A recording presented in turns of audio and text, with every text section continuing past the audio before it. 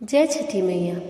छठ व्रत की उत्पत्ति से जुड़ी कुछ कथाएं राजा प्रियव्रत, भगवान श्री राम और द्रौपदी से जुड़ी है। इन पौराणिक प्रसंगों में सूर्य पूजा, षष्ठी तिथि और छठी मैया की कृपा का उल्लेख है। ये कहानियाँ छठ को आस्था और संस्कृति का गहरा पर्व बनाती हैं।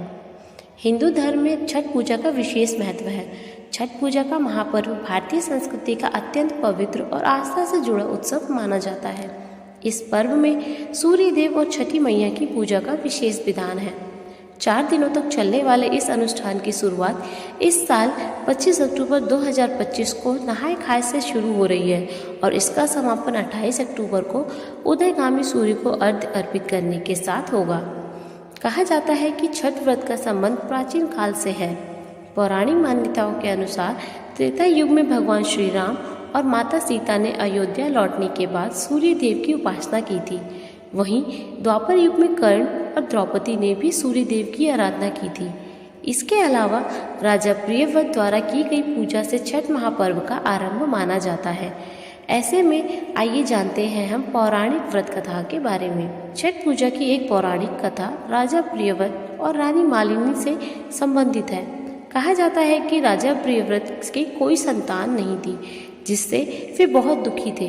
संतान प्राप्ति के लिए उन्होंने अपनी पत्नी के साथ महर्षि कश्यप के मार्गदर्शन में यज्ञ किया। यज्ञ के बाद रानी ने खीर का प्रसाद ग्रहण किया और गर्भवती हुई, लेकिन दुर्भाग्यवश एक मृत पुत्र को जन्म दिया। इस दुख से व्याकुल होकर राजा प्रियव्रत ने अपने जीवन का अंत करने का निश्चय किया। तभी उनके सामने एक दिव्य देवी प्रकट हुई, जिन्होंने कहा, मैं ब्रह्मा जी की पुत्री और सृष्टि की छठी शक्ति हूँ, इसलिए मुझे षष्ठी देवी या छठी मैया कहा जाता है। देवी ने राजा से कहा, यदि वे उनकी आराधना करेंगे और दूसरों को भी उसके लिए प्रेरित करेंगे तो उन्हें संतान सुख अवश्य मिलेगा। राजा प्रियव्रत ने कार्तिक माह की शुक्ल पक्ष की षष्ठी तिथि को देवी षष्ठी की विधिवत पूजा की। परिणाम स्वरूप उन्हें एक पुत्र की प्राप्ति हुई। तभी से इस दिन छठी मैया की पूजा करने की परंपरा शुरू हो गई और कहा जाता है भगवान राम और माता सीता ने भी सूर्य देव की पूजा की थी।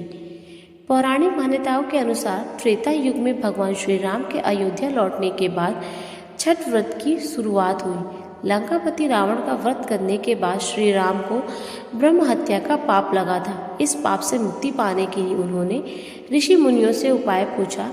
तब ऋषि मृगदुल ने उन्हें कार्तिक शुक्ल षष्ठी के दिन सूर्य देव की आराधना करने का निर्देश दिया।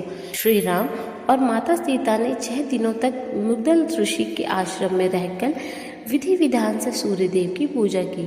तभी से यह परंपरा लोक आस्था में छठ पर्व के रूप में मनाई जाने लगी। तीसरी पौराणिक कथा द्रौपदी से भी जुड़ी है। कहा जाता है द्वापर युग में भी छठ व्रत का विशेष महत्व रहा है। मान्यता है कि जब पांडव कठिन समय से गुजर रहे थे, तब द्रौपदी ने छठ व्रत रखकर सूर्य देव से अपने परिवार के कल्याण की प्रार्थना की थी। उनकी भक्ति और श्रद्धा से प्रसन्न होकर सूर्य देव ने पांडवों को शक्ति और समृद्धि का आशीर्वाद दिया।